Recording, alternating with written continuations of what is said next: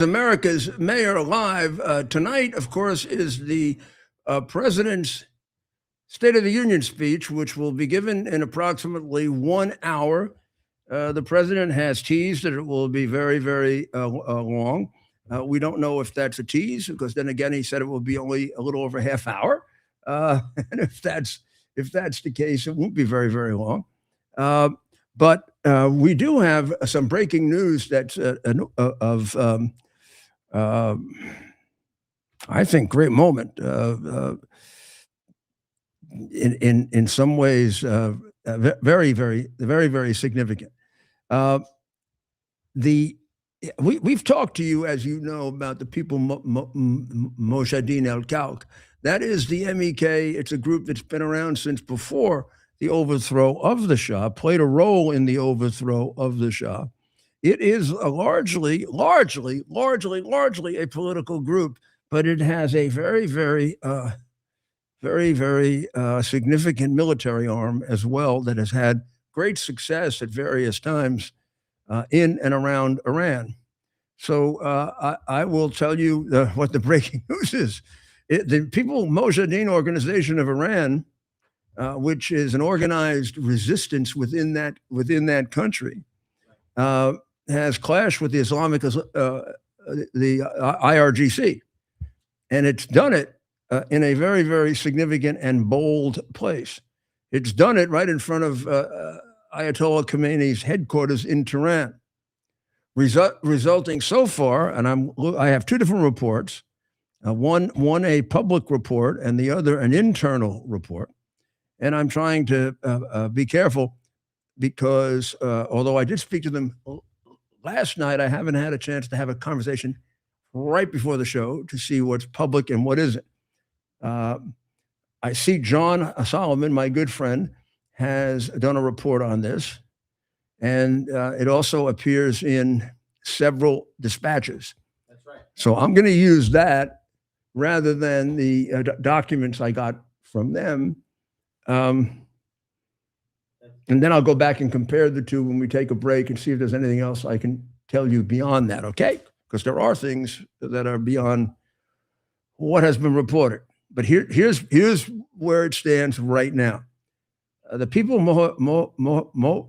Mojahedin Organization of Iran, let's call it the MEK, okay? That's its name, or PMOI, which is that's the same thing. One is English, and the other is Farsi. It's an organized resistance in the country, announced today that members clash with the Islamic or Revolutionary Guard Corps. And they did it at Ayatollah Khomeini's headquarters in Tehran. It resulted in the arrest of more than 100 of the resistance fighters, meaning the arrest of 100 MEK members or people associated and working with them.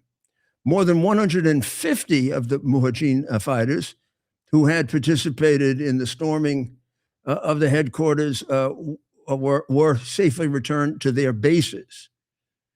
This is the first indication that I have seen that there are bases inside of Iran by resistance groups, isn't it? Now, no. Let me correct that. This is the first reporting I've seen of that. This is something I've known of for 8 to 10 years. The names of the more than 100 fighters who were killed, wounded, or arrested will be released to international human rights organization. Enemy casualties inside Khomeini's headquarters are reported to be heavy, but of course there are no precise figures, and of course they will lie about it, right? Ambulance traffic in the compound was very, very heavy all throughout Monday. There appears to be absolutely no mainstream reporting on this issue. As is the case in Iran, they'll be thrown out or they'll be killed, or they are sympathetic with this mass murderer who is a pretty complete rendition of Muhammad. During protests in Iran last month, as many as 30,000 people were killed. 2 unnamed senior officials from the Iranian Ministry of Health told Time. So now we're talking about Time magazine. The death toll far exceeded 3,170 announced by the regime. Well, that's a 10-time difference, right? And in January, the human rights activist news agency said it had confirmed 5,459 deaths and investigating 17,031 more. And that was in January. The media outlet was unable to independently verify any of those figures. And now here's a report attributed to another news organization. A few minutes ago, several users reported hearing the sound of explosions in Tehran, the regime-affiliated Montaz News website said, when it first reported the explosions at 6 a.m. Monday local time. According to PMOI MEK, simultaneous attacks on Khamenei's residence and the Supreme National Security Council in the Pasteur district of Tehran were later reported by the Arya news agency. The IRGC-run Bulletin News wrote at 11:50 p.m. Monday, per PMOI MEK, the repeated sounds of explosions last night in the Pasteur Street area, the most secure district of the capital, have raised a serious question among all officials and those concerned about the system. What has happened to us, that the enemy now covets the heart of Tehran and dares to reach out toward it. This is coming from the regime's organ. Like in America, they don't have a free press. Under such circumstances, none of us has the right to pass even a single night in comfort, let alone allow the enemy to dare, in the most sensitive point of the capital, Pasteur Street, to carry out explosions and gunfire and challenge our devoted forces, the regime's outlet later added. And that's the story. That's the story that's been so far reported. Ted will look for more reports. I know there are some later ones. I'm not sure that we have our hands on them yet, but we will. We'll get them. And let me see if what I can come up with here that I can dig out that I'm able to tell you. First, let me tell you in general, this is an attack of some significance. It's an attack on the compound in which the Ayatollah is held. When you go through this, and I will not go through any of the details of it, it's quite a labyrinth. The interesting part of it is the detail, which reminds you of an MEK Mossad joint enterprise, which they deny. They deny doing joint enterprises. Although going back to the discovery of the first nuclear enhancement in 2002 of this century, the MEK was the first to discover Natanz, Fordo.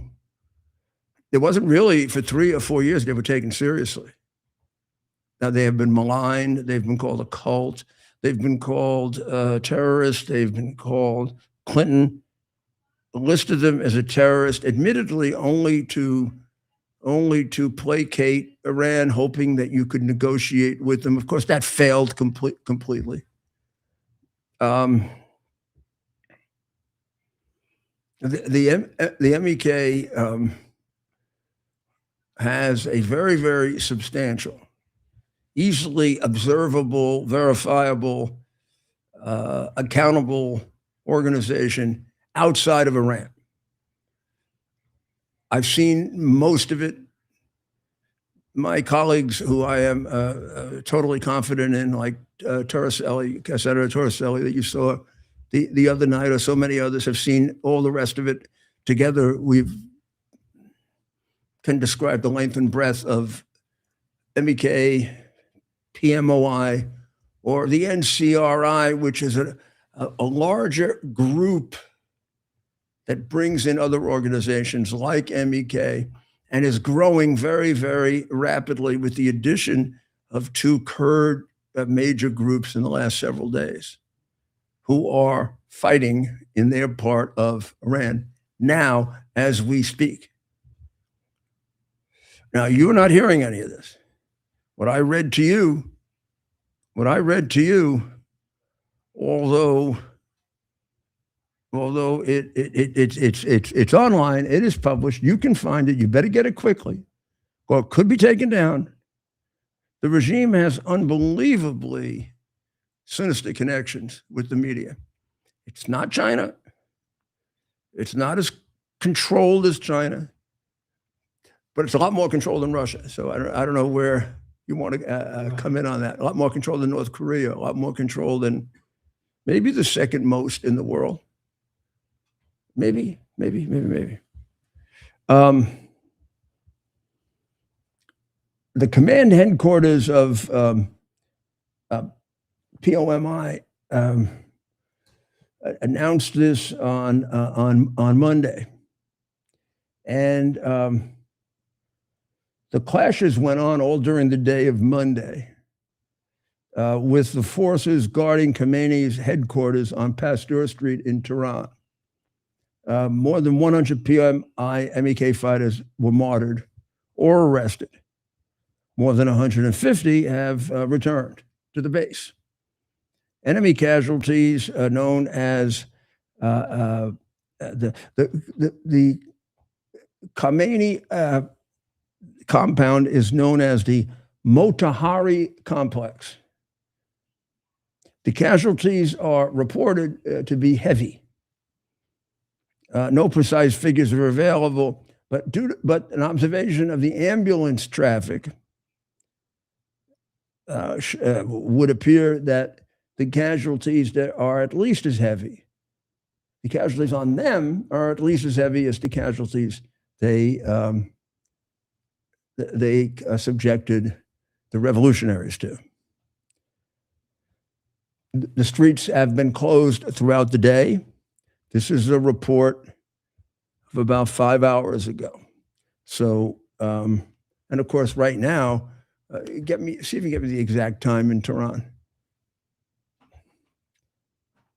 The workplace and residence of 4:43 in the morning. Okay, so the workplace and residence of Mojtaba Khomeini, who is in charge of security, his son, I believe. The Guardian Council, the Assembly of Experts picks the next Shah. The Central Office of the Judiciary Chief, who is a complete and absolute judicial tyrannical officer. The headquarters of the Intelligence Ministry, as well as the Supreme National Security Council and the Expediency Council, are all adjacent to Khomeini's headquarters. And they're all located in the same Motahari complex. So they're all assembled together. And his Khomeini's residence is called Beit al-Zahra. The regime immediately deployed riot control vehicles that were, of course, equipped with machine guns. They believe that the number of people that are responsible for guarding this whole complex is about 8,000 people. And the overall commander is a member of the IRGC. I think it's Hassan Masrui Far, known as Imami.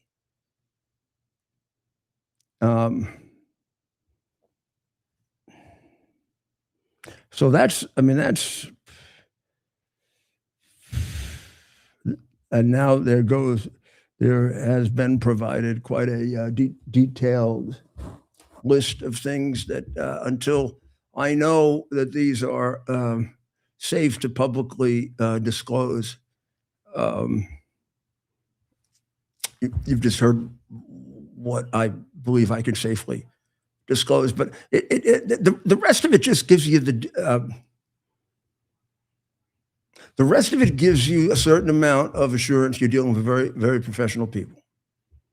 This is not in the hands of, oh, they've never done this before. This thing has been mapped out, it's been planned out, and it's starting to move. And they are now attacking directly, not just the IRGC, but the main focus of the IRGC, the Ayatollah. And with, again, casualties taken and casualties given. That's a revolution, my friends. It's a revolution of the people, for the people, and by the people. We take 1 second right now and we stop and we deplore violence. We think violence is terrible and we think the taking of lives is terrible. But we do believe that this will save lives. And you're watching something that maybe in your lifetime you'll never get to see again. And that is people laying down their lives for pure freedom, like our forefathers did, and like we may be asked to do someday. So let's pray for them. Let's pray for the repose of their soul, and let's pray for their success so that they have what God gave us a long time ago, freedom. Just in your own way, 1 second, just ask God for help right now. Thank you. So where this and how this affects the United States and the decisions that will be made by our president, this, although it comes as a bit of a shock to the public because we hadn't heard of their military capabilities internally. First of all, without going into any detail, let me assure you they exist, and they exist in some of the most remote places of Iran. And if this gets started, this will get completed. I had a very interesting conversation. It would seem to me quite timely now with the professor last night about whether an attack by the United States is necessary. He did not believe it was. He believed that all that was necessary is, by the way, I am not discounting this. He may be absolutely right. And that is a statement of strong, unified support by the West, because they haven't had that. Particularly the European governments have gone behind their back and done all kinds of business with Iran. And by the way, please, ladies and gentlemen, understand this. I'm not speaking ill of the United States outside the United States. I'm sitting right in the United States. I'm not like these scumbags, like Big Hair Newsome and AOC and go pee on the United States outside the United States. I'm right here. You come and get me, okay? So the United States, in criticizing Europe for helping Iran and the Ayatollah and the regime of terror, which resulted in the death of very many American young men and women, is probably the biggest offender under the Biden and Obama regimes. I seriously doubt that England, France, Germany, and those who behind their backs or maybe openly trade with Iran and make it possible for them to keep their people in tyranny and kill Jews and Americans mostly, but Europeans too, is made possible by the connivance of those countries. But there's one country that's given them the most. The United States of America under Biden and Obama. Remember when the prince was caught with his pants down? No, I don't mean these reports that are coming out now. I'm talking about something else. His pants down, meaning he was giving cash. Come on, don't be pigs. Ted's laughing like I'm making some kind of what is it, an entendre you call it? A double entendre. Well, maybe a single entendre. We can't get in trouble. No, President Trump got in trouble. You could say this about President Trump. You cannot say this about President Obama. Because President Obama, we all know President Obama has special protection because he's a communist. Is that right? Is that the reason? Yes, something about being a Democrat and a communist and hating America. Yeah. If you hate America enough, you get immune to everything. So explain to me how he is not in federal prison for the rest of his life, having given cash to the biggest supporter of terrorism in the world. Not just cash, hundreds of millions of dollars in cash, if not more, to be supplemented by the regular money he gave them. If you look back on those years, there is no country that gave Iran more money. Not China, not Russia, not the dopey, horrible, appeasing European countries. Is it possible? Is it possible in the fullness of history that we will find out that we gave them more money than those countries combined? Maybe. It'd be an interesting study. I'd be sure happy to undertake it if they would give me the resources to do it. And I wouldn't make a prediction either way. I'd wait for the result after every penny was counted. I'd like to know who else was giving him cash. I mean, was Macron giving him cash? Was the terrible failure, that kind of overbearing, horrible woman in Germany giving him cash? I don't know. Or was it just our little prince giving him cash? Little Princey Obama. Prince Obama. And is there a what exactly is the crime of giving cash to a terrorist group? And now we got to be careful here, because I don't know. Trump may, believe it or not, Trump may have been the first to designate them a terrorist group. I mean, I'm not so sure. I'm not so sure that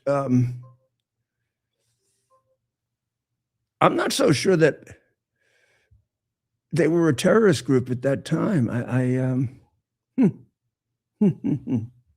Well, I tell you, Ted, I think we'll take a short break, because we have a bit of an emergency here with a charging port that has water in it. So we're gonna have to stop, and we're gonna take, this is a perfect time to do it anyway. So we'll be right back. U.S. Army Major Scott Smiley paid a high price serving our nation. Scott was leading his platoon in Iraq when a blast sent shrapnel through his eyes, leaving him blind and temporarily paralyzed. Scott would become the first blind active duty military officer before medically retiring years later. Thanks to friends like you, the Tunnel to Towers Foundation gave Scott and his family a mortgage-free, specially adapted smart home. Show your support for America's heroes now. Donate $11 a month to Tunnel to Towers at T2T. Here we are, pretty much at the beginning of the process here at this pristine, I call it a laboratory. It's not like a factory, it's like a hospital. This is the beginning of the process for roasting. Deep grain, very good quality. Most people don't use this quality. We deal with small farmers because they like to know who we're dealing with. They give us the highest quality, all organic, non-GMO. You should know, all Arabica beans. No Robusto, all Arabica. They're gonna go into the roaster, and it'll get roasted for about 20 minutes or so.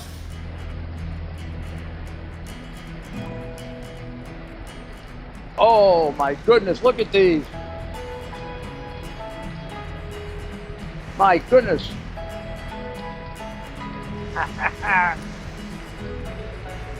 You're going to want to specially order these.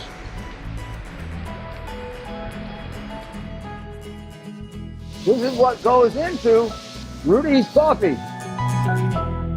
Are you ready for some action? I'm ready for action. Get the Elite TV plan only through the portal. 218 channels, and it's only $69.95 a month, Wow. including your free portal. That's cheaper than everyone else. Your favorite sports, movies, news, Wow. even daytime dramas. We're talking about ESPN, OAN, Newsmax, Wow. channels you can't get anymore in certain areas. Compared to the competition, this is a way better deal. Endless selection. Not to mention all the free music channels. There's over 700 premium and classic movies all ready to go. Wow. Plus, they got catch-up TV that allows you to go back and watch what you've missed or want to watch again. Cut your cable in half and get twice as much for free. Way more channels for half the cost. After the first year, the subscription then drops to $57.95 monthly, Wow. where you change or upgrade anytime. Go to QUXNow.com and get yours today. Use promo code RUDY. Act fast. These deals are selling out. U.S. Army Major Scott Smiley paid a high price serving our nation. Scott was leading his platoon in Iraq when a blast sent shrapnel through his eyes, leaving him blind and temporarily paralyzed. Scott would become the first blind active duty military officer before medically retiring years later. Thanks to friends like you, the Tunnel to Towers Foundation gave Scott and his family a mortgage-free, specially adapted smart home. Show your support for America's heroes now. Donate $11 a month to Tunnel to Towers at T2T.org. Here we are, pretty much at the beginning of the process here at this pristine, I call it a laboratory. It's not like a factory, it's like a hospital. This is the beginning of the process for roasting. Deep grain, very good quality. Most people don't use this quality. We deal with small farmers because we like to know who we're dealing with. They give us the highest quality, all organic, non-GMO. You should know all Arabica beans, no Robusto, all Arabica. They're going to go into the roaster, and it'll get roasted for about 20 minutes or so.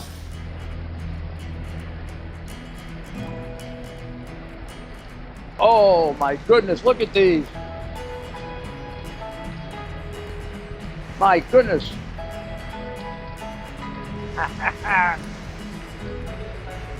You're going to want to specially order these.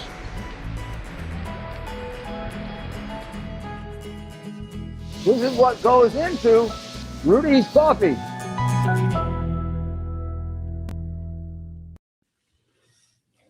And welcome back. This is Rudy Giuliani back. Now we'll go back to back on America's Mayor Live, and we're sort of in a bit of a countdown toward the State of the Union speech. We brought you the news from Tehran. Right now, as far as we can tell, things in Tehran are quiet. It is the middle of the night. Several of our critical people that you've seen on the air have gone off to we're not sure, outside of the United States, headed toward Europe. So I don't know what. I shouldn't say I don't know what's going on. What I should say is there's a certain amount I can report of what I know what's going on, a certain amount that I can't, and a certain amount I don't know. So even if I were to tell you everything I know, I still would be left with a question. So it doesn't really help. Although I will say it does appear as if, for the first time, it has been acknowledged that there have been major attacks by the people on the IRGC, and that the attacks resulted in 3,000 of those people either dead or captured, 3,500 surviving to fight another day, and significant casualties for the IRGC, which is reported both by the people, the fighters, and by some independent journalists as very significant, although they can't say whether it was almost the same or less. But significant casualties for the IRGC as well. And the place they were hitting is not some outpost, not some faraway IRGC. It was the complex that is part of the massive complex within complex within complex within complex that guards one of the most evil men in the world, and a guy who models himself after the mass murderer and pedophile Muhammad. Yeah. And I'm reporting that to shock you into awareness of the enemy that we face. The president has, for the moment, dealt with the tariffs by imposing 15% tariffs in most of the places he had the 10% tariffs, using a different law, a much earlier law. The court did suggest, I go a little too far to say they approved completely, but they certainly suggested he had other alternatives. This could be a game of, ha ha ha ha. Did he get the right one? But he used several different tariff powers so that the flow of revenue to the United States will not be in any way significantly affected. If anything, the flow of revenues might be higher. And as a number of even the left-wing reporters, after they finished reading the complex decision, came to the conclusion, here is one from one of the legal publications, which says, this may not have been the defeat. In some ways, the defeat, for all its symbolic weight in the dynamic between the two branches of government, was by any means total. The decision left open the door for Trump to try to reenact his tariffs through other legal authorities. So, will it cause renegotiations? Yeah, I think it will, where people are unhappy. In other words, if you made your deal and you can get a little benefit or not, one way or the other, the little benefit may result in Trump finding another benefit for himself. And if you're essentially happy with the deal you made, you're going to stay with it. If you've been looking for a way out of it, maybe this is a chance to renegotiate. But I think this is not going to have a massive impact on the tariff revenues, nor do I think the court would be foolish enough to require these revenues to be returned.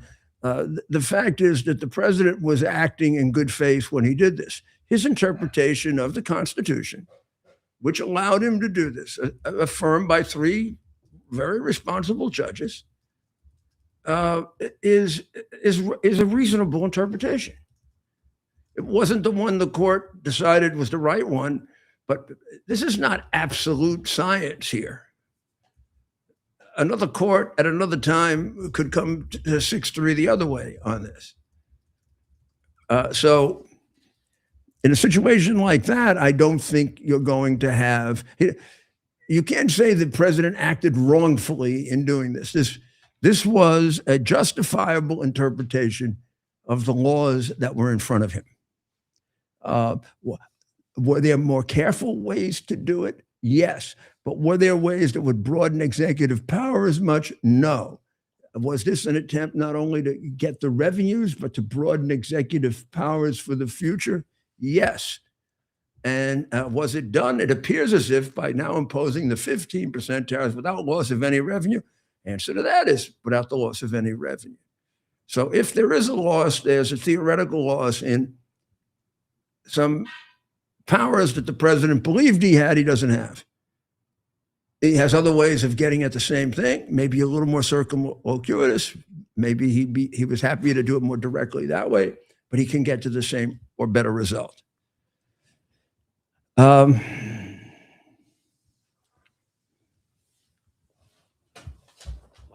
So the new national security tariffs on a half dozen industries in the wake of the Supreme Court decision will now, I guess, get tested. But from the language from the language of enough justices, I'm thinking yes, because Robertson. Yeah, I think you could put together 5 on several of these tariffs. And some are not called tariffs. Some would be called sanctions. Some would be called fines. Doesn't matter very much. They're regulations of importation, which is why the president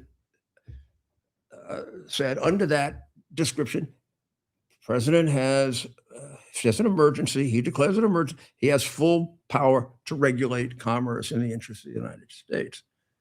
Tariff is one of the devices by which you regulate commerce. There are 10 others. The 6 members of the Supreme Court said, because the tax power is confined only to the Congress and can only be given away with express delegation, meaning they have to say it clearly. We are giving away the tax power within these parameters. You can exercise it for 2 years. You can exercise it for 4 years. You can exercise it between 4 and 20%. You can exercise it so long as there's a war going on. You can exercise. They have to put some parameters on it because power doesn't belong to the executive, but it can be delegated to them. Because they didn't use the word tariff and just said regulate international commerce, it wasn't enough to delegate this very special power of Congress, although it did delegate other powers. In other statutes, the power to set tariffs is specifically delegated. And those are some of the ones that he's relying on, plus using other methods. So do we have and will we have a picture of the floor and see what it looks like right now? Because I would say by now, those who are coming, and we could get We get a live feed here. maybe we could get a little picture of how empty it is going to be on the bad side on the evil side. Let's see if we can get C-SPAN. Did they sit on the same side when they were supporting slavery, ownership of human beings? Right. Did the Democratic Party sit on the same side when they were? I don't know. Here's a live feed. Is that like the Democrat side? But if that's the Democrat side and that's the place from which they defended slavery to the death, which they did to the death of 600,000-700,000. Just the roads around here. You wouldn't want to sit there, would you? It's a, So it's a live feed.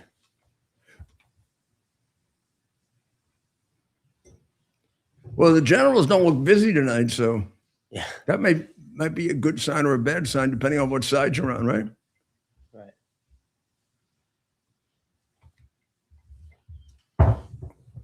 Well, it looks like the vice president arrived early. I assume he's not going to tear up the speech, Right. right? He and Johnson are having fun. Wasn't necessarily a complimentary thing. yeah. And Seem to be too worried. It's interesting when it's a Yes. opposing party. Obviously, there's going to be a whole bunch of empty seats, but it looks rather full, doesn't it? Yep. We're about 20 minutes away. They're starting. Well, to they're fill coming up. in. They're coming. Is that where the is that where our heroes are? Is that Right. them? Looks like young people up there, doesn't it? A lot of that's the journalist area. Oh, Journalists. How come? With their laptops out. That's Are you kidding me? They're cleaned up. Did the They're journalists forced to clean up a some little of those bit. men have ties. These guys haven't worn ties in 35 years. Let's see what we can get. Here's another. Are they required, Ted? You've spent more time with them than I have. Are they at least required on an occasion like this, these press people, to take a shower? Right. They're required once in a while. Okay. Here's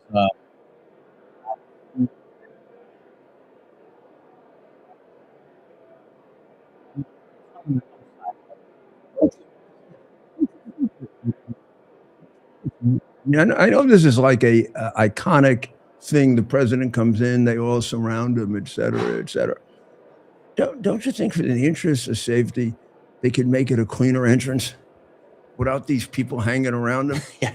I mean, is it possible one of them will be like Brutus, you know? Well, tu, Brute. Yeah. That's how they did it in Caesar. That's It was live. the senators to kill Caesar. Right. We got a couple of Republicans. I don't know. I guess Romney's not there. They probably have to go through metal detectors too. And security. It's a joke. There's Al Green. It's Rep a- Green. He's there tonight. He's gonna get thrown out like last year. Somebody looks like Tim Walls there. I can't imagine he's there. There's our friend Representative McGuire. Well, here, let me make it bigger. Well, this would be his first. This would be his first. Right. His first State of the Union. He was at the Make Believe State of the Union last year. Right. So we're just about less than 20 minutes away. You can watch this on pretty much every cable news network, broadcast online. And you're looking at a live shot of the inside the United States Capitol building, the House of Representatives side, because it's much larger and can fit. But you know, both. there isn't. I mean, you know the gallery, right? The gallery has about Yep. the gallery, obviously, in the House is bigger than the Senate. But I'm thinking it has about 10 rows of seats all around. That's not a lot if you're going to put in 30 hockey players and I imagine their assistants come in with them. Mm-hmm. And that must be a contingent of 50 or so Right. when you count the coaches and the trainers and the board and the Olympic big shots that run it. May Right. even be 60. Yeah, they might. And you'd think a couple of the other Olympic bigwigs would climb a chance to come in, right? Would want to be in there. Now, they also invited the women, but the women didn't come. And the question is, did they take offense at something the president said about, oh, I better invite the women, otherwise I'll be impeached? Which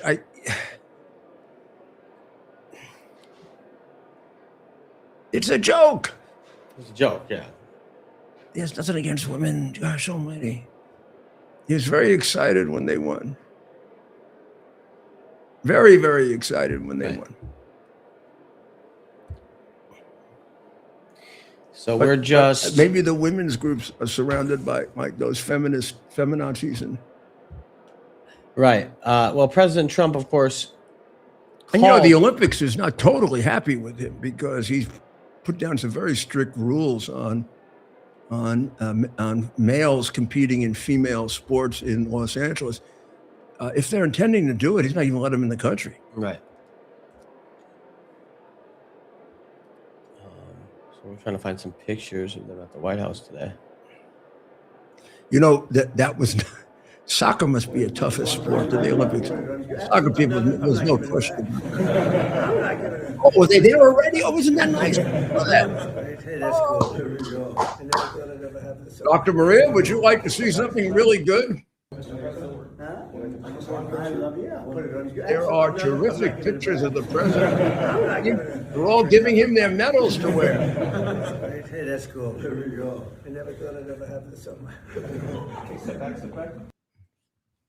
So he These had him guys on- were having great fun with him, and he was having great fun with them. After all, he is an athlete. The president's golf is at a high enough level so you would easily describe him as an athlete. The president plays golf so that he could have competed. You never know until somebody competes where and how he would have ended up. But you could make the argument that he would have been a professional golfer. And I've watched him play golf for 30 or 40 years. And he's even a better senior golfer. I mean, relative than he was a middle-aged or junior golfer. He's just gotten better and better and better as he plays. But he sure could have competed for inclusion in the tour. And I don't think we know the answer, because a lot of it depends on how you're playing at that particular time. But he's somebody in that group of golfers who end up being in the top 1% of 1% that can shoot that can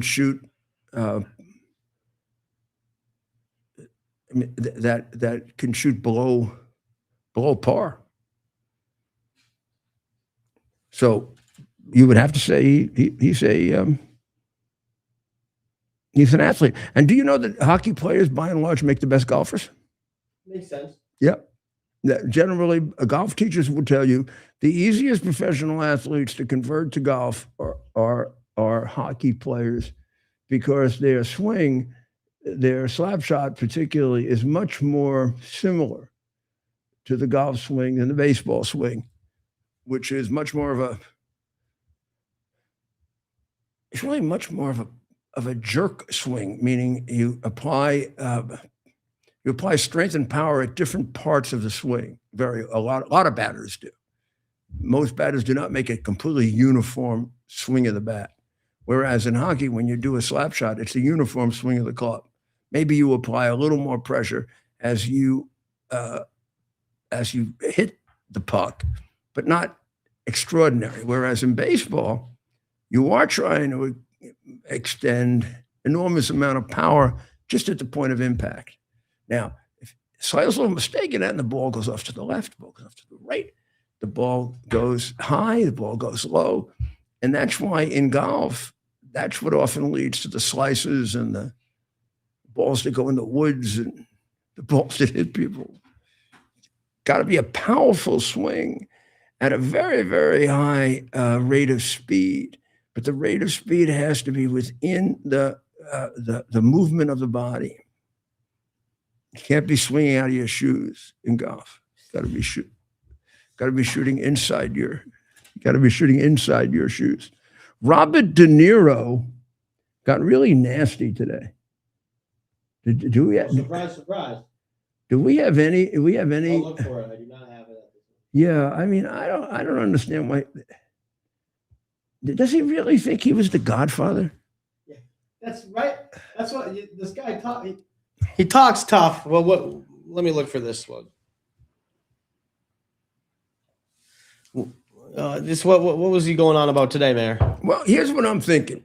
On Saturday at the Democratic convention in California, some half-wit Democrat politician in California, I think she's the head of the party, Katie Porter, was yelling and screaming to get Trump, to get Trump, to get Trump.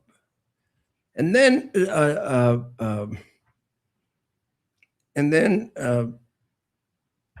Don De Niro, right, is yelling to get rid of Trump, get rid of Trump, get rid of Trump.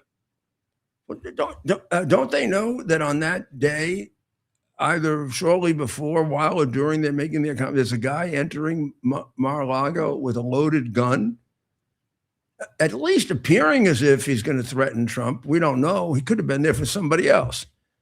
But it does show the violence surrounding Trump, and that maybe you should keep your stupid mouth shut about getting rid of Trump. If you want to say you should impeach Trump, okay, you can say that. You want to impeach Trump. We understand that.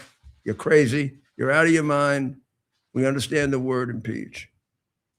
but get rid of is sufficiently ambiguous so that in my day, interpretation of the presidential act, making it a crime to threaten a president, you'd be arrested, as would have a lot of these people who ended up making attempts on the president.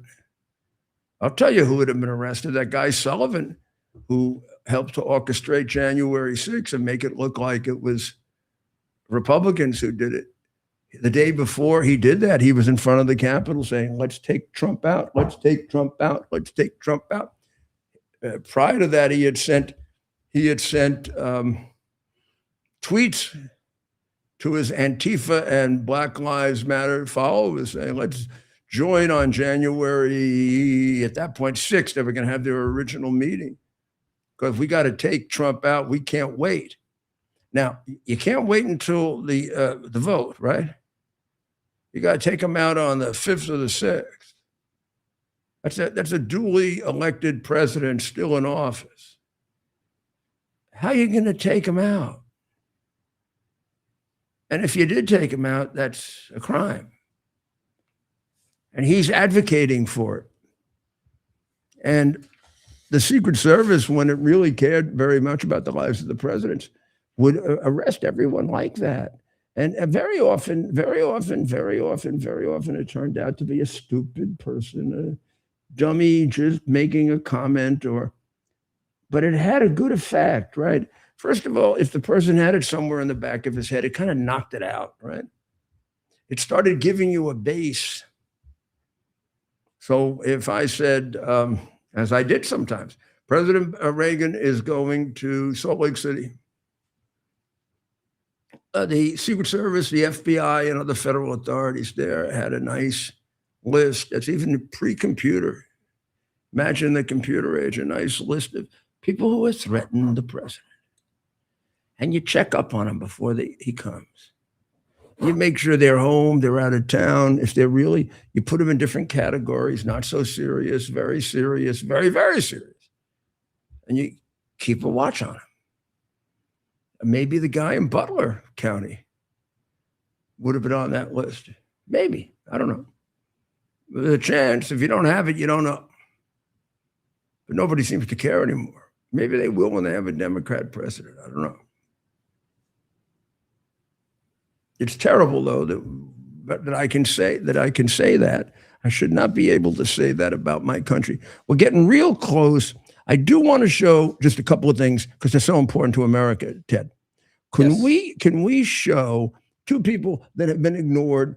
And there's no way I want to take anything away from Jack Hughes, except to say that Quinn Hughes scored the winning goal in the game against Norway. Yes, we're going to play that. That brought us in. That's his brother. So brother must be feeling a little ignored. But had he not put that goal in, this all mounts up, right? Or if the other guys hadn't put the goal in, or if the man who may be the MVP, I think the 3.5 minutes in overtime. Quinn Hughes shoots. He scores!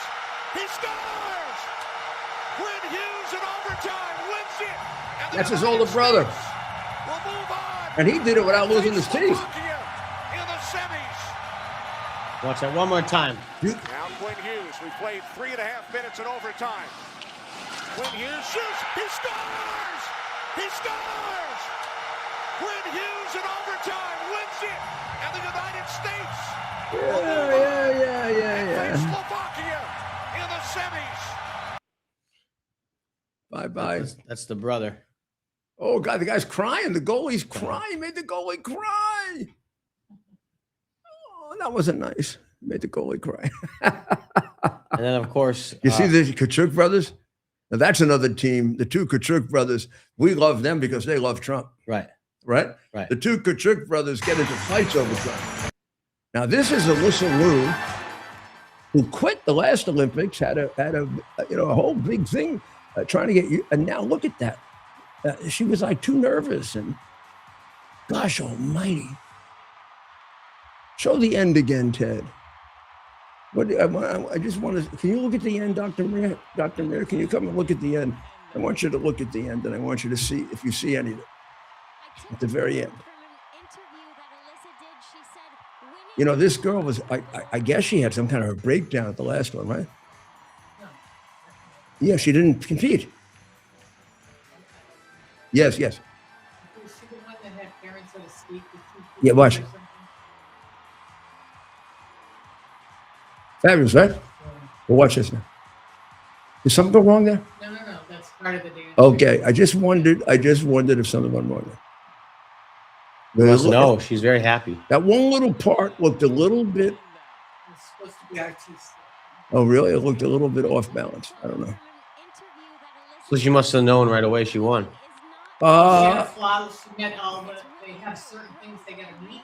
Yeah. Because they put their program in before, so the judges know they'll do a triple access or whatever. I think she was like 9. So you kind of know.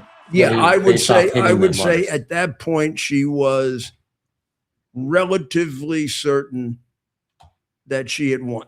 Right. I would say I'd put it that way. She was relatively certain that she had won. Are those the boys up there? Looks like them. Nope. That's actually the president's family. If you notice the first two rows. Now, there may I be see some- Eric. I see Donald. Yeah. And that's the entrance where the president will come from. We are just moments away now. There's Nicole Nicole Maliotakis. Good eye. Maliotakis Good eye. from the only Republican in the city of New York, and they're going after her. They're trying to. Our friend, I saw our They're friend. trying to. Rep Burgess. Crooked Democrats are trying to redistrict her out of office because they can't beat her. Right. So we are just moments away from the president being introduced. We're checking in with our. Well, get my big thing. I'll knock it down. You'll gavel us in. Yeah, I'll give you. It's in the other room there. Well, we can do it. It's bigger than Johnson's. Johnson wouldn't be able to. I don't know if Johnson could handle this one. JD could. JD's a big guy. But wait till you see this. Wait till you see this one. This should have. This will fall apart. Here he comes. Here he comes.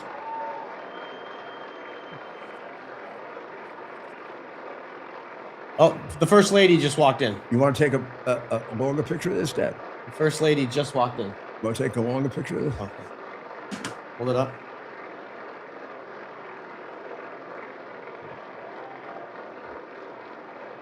Hold on.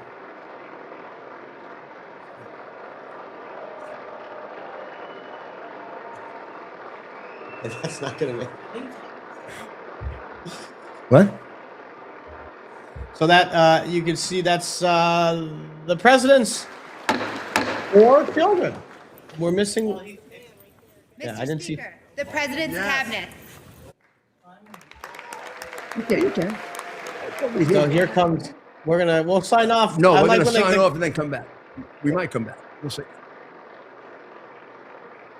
Okay, we are going to put it on. So there. right now, they've just announced the members of the cabinet. Just let them come in. There's Secretary Rubio, Okay. Secretary Bessent, Secretary Pete Hegseth, Speaker, you need this. Here. Remember- Put all those Democrats there. You need Attorney General Pam Bondi. I see Secretary Brooke Rollins, Secretary Burgum, Secretary Lutnick is there. This was for my keynote speech at the Republican convention. That's huge, man. I gotta find that. I'm surprised it didn't swing off the handle. That thing the hammer part is so heavy. Well, this is big. Like, imagine swinging that down. I don't know if we should hammer it down. You wake up the whole building. There's Secretary Rubio, Secretary Scott Bessent behind him. People getting their obligatory selfies. There's our friend Rep John McGuire. Oh, he's ready with his camera. Look at that. Oh, John. Rep McGuire's going to get them all. He's got a great position to get all the selfies. There's Secretary Hegseth. Let's face it, John is a very, very aggressive guy. Good aggressive. Attorney General Pam Bondi. There's the Attorney General. Secretary Doug Burgum behind I her. have a few snacks called pecans. They're good for you. See? Attorney General Bondi going over. Yeah. Shaking hands. Secretary Hegseth saying hi to all the If you see somebody, Supreme Court justices and their if you surroundings. see somebody in under a general. chair when Bondi comes by, Yeah. they probably were in the Epstein report.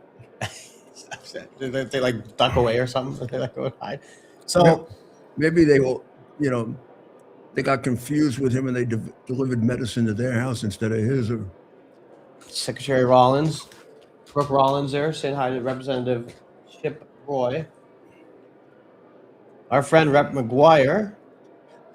Chad, you covered this like a baseball game. This is good. And so, yeah, and there's Secretary Lutnick shaking hands with our friend. Which friend? John McGuire, Representative McGuire is right there, front and center. Rep. McGuire knows what he's doing. He's got the right spot. Oh. There's the First Lady, Melania Trump, with Looks a beautiful. very special guest. We'll have to get his name. Must be obviously a veteran. Yeah, but look at our son. Look how tall he is. Oh, my. There's Barron. Yeah, those are tight. And you can tell, I mean, those are cramped seating. I mean, those are tight.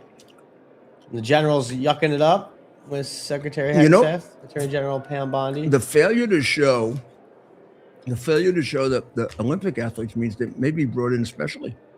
Yeah, I don't think they're there yet. Ah. They probably drove over with the, you know how the president is. Well, they with were driving at the people White over. House. Oh, I know who he is. He once got me to bring all sorts of people from Pennsylvania all the way to the White House. Now, I don't A few want of them had COVID. This isn't about me, but if you remember correctly, I predicted that the HUD secretary, Scott Turner, would be the designated survivor. Is he? I'm yet to see the HUD secretary. And why did you pick that? Thinking of how Trump I thinks, knew he's it a wasn't- strong, he's like a strong, healthy man, I was not gonna pick Rubio. I just thought you should pick the guy that, God forbid, if he had it. And then there's Duffy. We thought Duffy might be the guy. I thought Duffy. I didn't think, I saw him at the White House. Yeah, I know. In You told me that. videos, so I figured, so it's a little bit cheating, I guess, but. Oh, and there is Secretary Turner. I see Scott Turner, so I am wrong. Secretary Turner is there. Well, who are you missing so far? A lot of them, right? I've seen Pete. Secretary Duffy is there. I've seen Pete. We've seen Pete. We've seen Marco. We saw the Attorney Oh, General. I didn't see Marco. I He saw was the one of AG. the first ones in. I saw the AG. Did you see Marco? Yes. You did. So I was. Hegseth, Rubio, they're all there. Lee Zeldin. I was going to go for Lee Zeldin, but he's there. There's Susie Wiles, Chief of Staff. But she wouldn't be. There's Kristi Noem in front of her. She wouldn't be on the list. Kristi Noem would be. There's Kennedy. Somebody had Kennedy. It's not him. RFK Jr. is there. We're all of them are there. He's hugging somebody. Maybe He's we're got a missing hug. somebody. He's got a hug for somebody. The Department of Labor. We haven't seen the Department of Labor. Oh. That would have been surprising though. That would be surprising because her husband is in a scandal, Yeah, right? she's kind of the odd one out. Guess we have larger issues than just that. Something. So let's see if we see. So yeah, I've not seen Secretary Turner shaking hands with Senator. there's no Rick Scott. significance. There's no significance at meeting in missing it. You can see it on television, and there's a lot of significance if, God forbid, tragedy strikes. I see Besant. There's Besant. See him? Yeah. He's tall. He stands out. Well, this is So good. yeah, labor is missing. You're right. I think Labor's missing. Unless Yeah, I haven't seen her.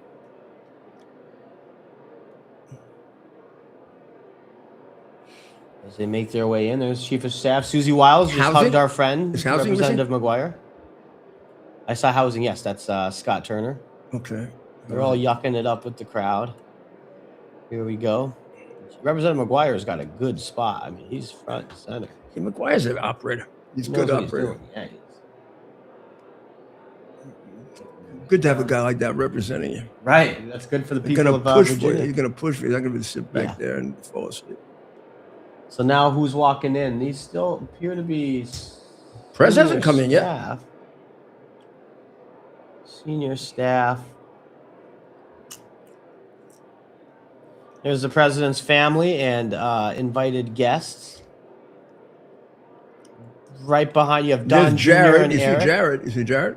In the second row, you have Bettina Anderson, Laura Trump, and I saw the person you had mentioned. Who? Jared? Jared. Yep. So Yeah. the spouses were right behind the children. They're not children. They're Did you adults. see Ivanka? I saw. I think I saw kids. Ivanka next to Jared. Ivanka's right in front of Jared. In front or next to him? In front. Let me rewind it. With her brothers? Yes. Yeah, that would make sense, right? Right there. Yeah. So you have. Yeah, there she. There's Ivanka. There she is. And they're all together. And then Barron. And Barron in between. And then the first lady. The first lady with her special guests, a couple of them. We'll find out who they are. Elderly gentleman, I assume a veteran. And I suppose that third row must also be special guests. The oldest living veteran. And way up top, if you notice, there's Maria Bartiromo. No. Is that her up in the corner? Oh, you can't see her on your screen. Sorry. She's off camera. I don't see Maria Bartiromo. Oh, there he is. He's walking in now. He missed it. Here he comes. Here it is. Mr. President.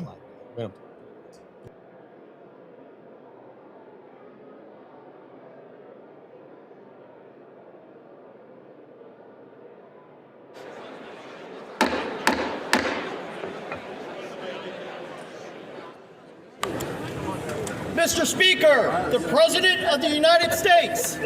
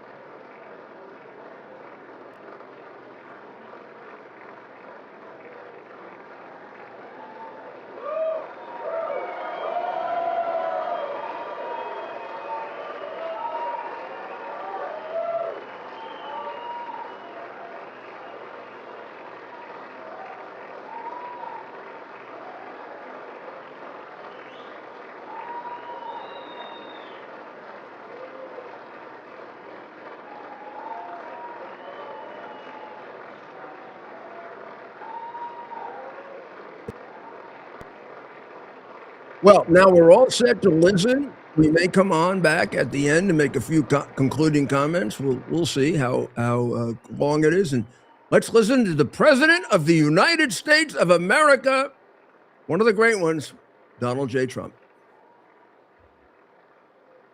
It's our purpose to bring to bear the principle of common sense and rational discussion to the issues of our day. America was created at a time of great turmoil, tremendous disagreements, anger, hatred. There was a book written in 1776 that guided much of the discipline of thinking that brought to us the discovery of our freedoms, of our God-given freedoms. It was Thomas Paine's Common Sense, written in 1776, one of the first American bestsellers, in which Thomas Paine explained, by rational principles, the reason why these small colonies felt the necessity to separate from the Kingdom of Great Britain and the King of England. He explained their inherent desire for liberty, for freedom, freedom of religion, freedom of speech, the ability to select the people who govern them. And he explained it in ways that were understandable to all the people, not just the elite. Because the desire for freedom is universal. The desire for freedom adheres in the human mind, and it is part of the human soul. This is exactly the time we should consult our history. Look at what we've done in the past and see if we can't use it to help us now. We understand that our founders created the greatest country in the history of the world, the greatest democracy, the freest country, a country that has taken more people out of poverty than any country ever. All of us are so fortunate to be Americans. But a great deal of the reason for America's constant ability to self-improve is because we're able to reason, we're able to talk, we're able to analyze. We are able to apply our God-given common sense. So let's